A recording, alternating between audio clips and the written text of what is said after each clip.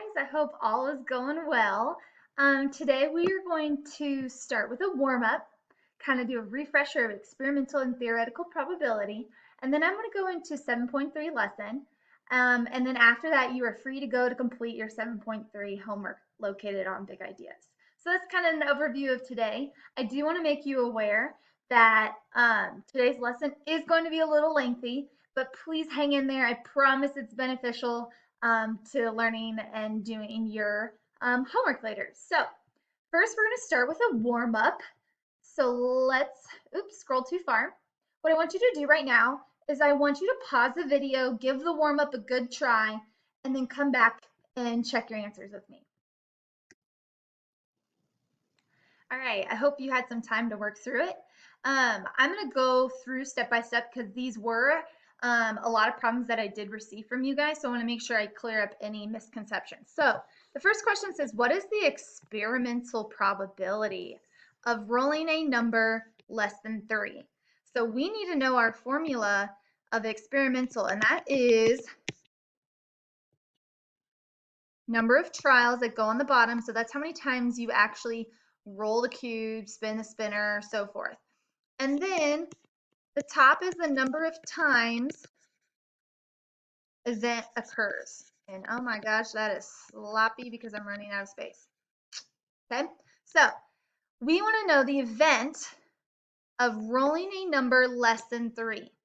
So in this case, we're going to be looking at numbers that are less than 3, which are 1 and 2. So we need to look at 1 and 2 to get our top number. And how many times did I spin a 1? Well, reading the bar graph, you should have gotten 48. And how many times did I roll a 2? And that is 53. Be sure to add them on top. A lot of people are just doing 1 and 2. Can't do that. And then you are going to put it all over the number of trials. Yes, I can go and add up all of these numbers at the top of the bars, but I can also just know I rolled this sucker 300 times. So that's the amount of trials that I did. Okay, so I'm going to do 48 plus 53. You should have gotten 101 all over 300. And that is your final answer. Okay, theoretical probability. That's a little different. Theoretical is when you don't actually go and do the action of it, okay? So it's kind of like a prediction. In theory, how often should I roll a number less than 3? And I'm going to change my color to blue. Okay, so that's all over possible number of outcomes. And then favorable is on top, number of favorable. All right, so how many are favorable when to roll less than a 3? Well, that would be a 1 and a 2. That would classify as my favorable event. So there's 2 outcomes that are in favor of what I want. And then how many possible outcomes are there? Well, when you roll this cube, you can get a 1, a 2, a 3, a 4, a 5, and a 6. So there are 6 different outcomes. Therefore, if I reduce this, I have 1/3 theoretical probability of rolling a number less than 3. Okay, took a bit, but I wanted to make sure that I went through that with you guys to clear up any misconceptions. Okay, so moving on to today's lesson, we're going to be talking about compound events eventually. So before we start with compound events, we need to talk about this thing called sample space. We've talked about it before, but I need to make sure you know what it means. Okay, so it is the set of all possible outcomes of one or more events is called a sample space. So we're used to working with one event. Now we're going to be talking about multiple events that are going to happen. So like I'm going to spin a spinner as well as flip a coin. So that's different now. Okay, so you can use tables, or we're going to be talking about this thing called a tree diagram to be able to organize and find the sample space of 2 or more events. So basically to find how many possible outcomes are there. So kicking it off, we're going to start with this example of finding the sample space of bread, of all these different types of sandwiches. So I'm going to pause this real quick and click through the example with you. All right, so I made it a little bit bigger. So you randomly choose a bread type of sandwich. So we got wheat and sourdough looking over here on the right side. And then type, you can make a ham sandwich, turkey, steak, chicken, whatever your little heart desires. All right, so we need to find the sample space of how many different sandwiches are possible. Well, in this case, we're going to use a tree diagram. How a tree diagram works is you're going to list all the first options. So bread. Well, we can either make a wheat sandwich or a sourdough sandwich.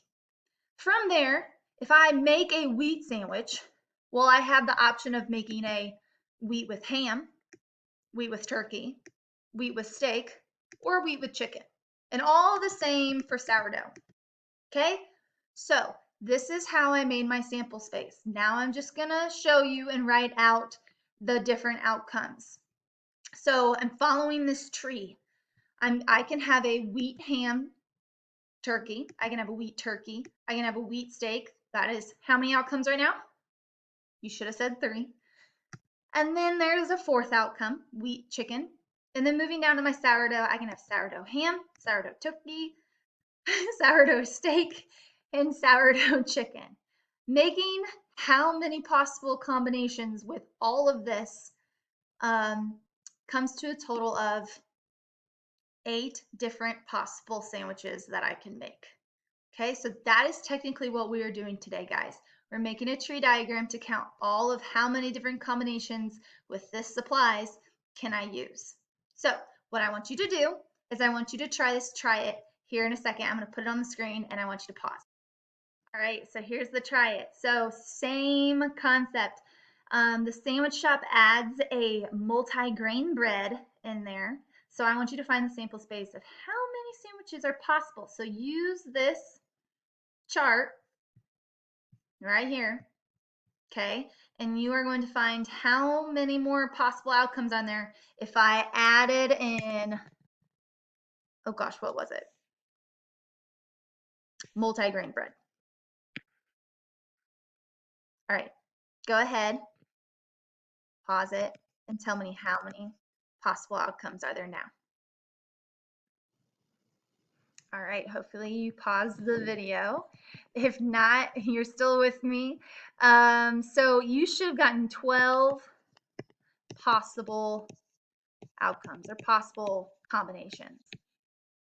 Because if I added in, well, if I just had the same tree chart before, there was 4 outcomes, 4 outcomes. And then if I added in another bread type, multi-grain,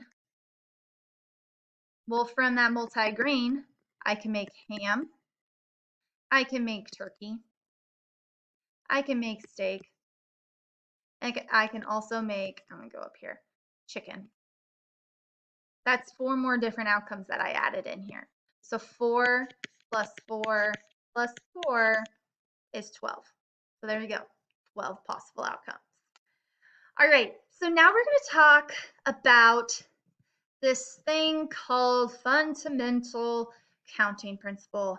And this is what makes it a lot easier versus making a tree diagram and all that jazz and a table and so forth. This makes it a lot easier where you can use this principle of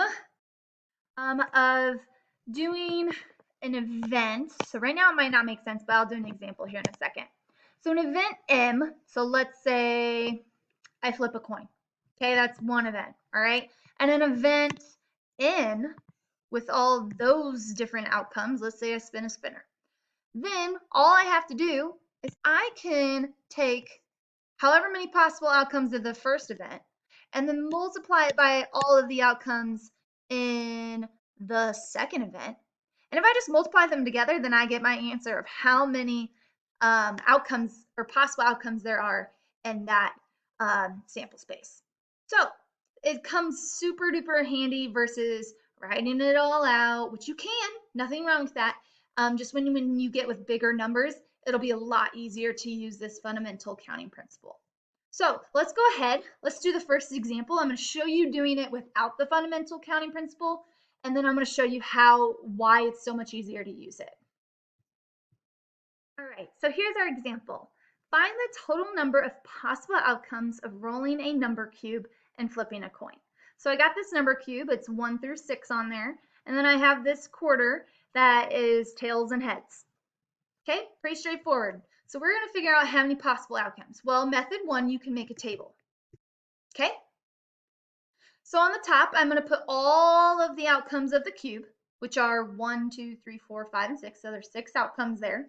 And then I'm going to, on the left side, I'm going to put the amount of outcomes when I flip a coin, which are heads and tails. Okay, so here's my table. All right, and then I'm going to fill it out. So a possible outcome of these two events would be I can get the outcome of getting a 1 and flipping a heads. This is if I were to, I had a cube right now, I had a quarter, I flipped, I spun, and I can get an outcome of 1H, which is 1 and heads.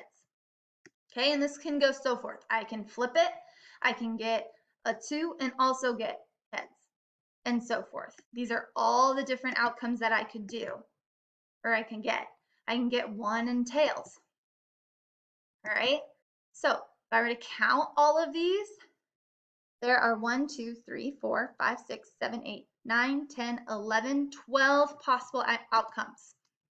And that's my answer. Or I can do this in a super duper easier way. Method 2. I can use the fundamental counting principle to identify the number of possible outcomes of each event. And that is simply taking, okay, well, if I were to roll the dice, how many possible outcomes are on the die? Well, it's 1 through 6, so 6 possible outcomes. And then I can also look at, well, how many possible outcomes are on the dime, or excuse me, the quarter. And well, you can either get heads or you can get tails, which are 2 possible outcomes. And using the fundamental counting principle, I can just multiply those two. So I can do 6 times 2 to get 12. Same thing as making a table, but a lot easier and faster. All right, so let's put it to work. I want you to do this, try it. We have a spinner right here, blue, green, yellow, and red. And then you are also on the side going to randomly choose a number 1 through 5. Okay, so try this out. Try the fundamental counting principle. If you want to make a table, you can, but I promise fundamental counting principle is way easier. So pause the video, give it a try. If not, I know you're probably skipping ahead so you can already see the answer. All right, so I'm going to go over it. So the first event, so I'm going to say, I'm just going to write a 1 for event 1, is spinning. So the number of outcomes, you can get red, you can get blue, you can get green, and you can get, and I'm just writing yellow. That is 4 possible outcomes. All right, so I'm going to do 4 times, and then how many possible outcomes when you are randomly choosing a number from 1 to 5? So I have 1, 2, 3, 4, 5. That is 5 different numbers. So I can do 5. That's 5 outcomes, by the way. That's what I'm talking about. 4 times 5, and that is 20 possible outcomes. There you have it, guys. That simple. All right. All right, so guys, we are running out of time on this video. I'm at a 15-minute limit. And I make a second video. So please, please, please, at this time, go to the second video so you can keep getting help on this lesson. I promise it's not much longer. It's this example right here. Try it. And then we're going to talk about this compound event formula, and then we are done and you are good to go to your homework. So please, at this time, go to video number 2. Thanks, guys.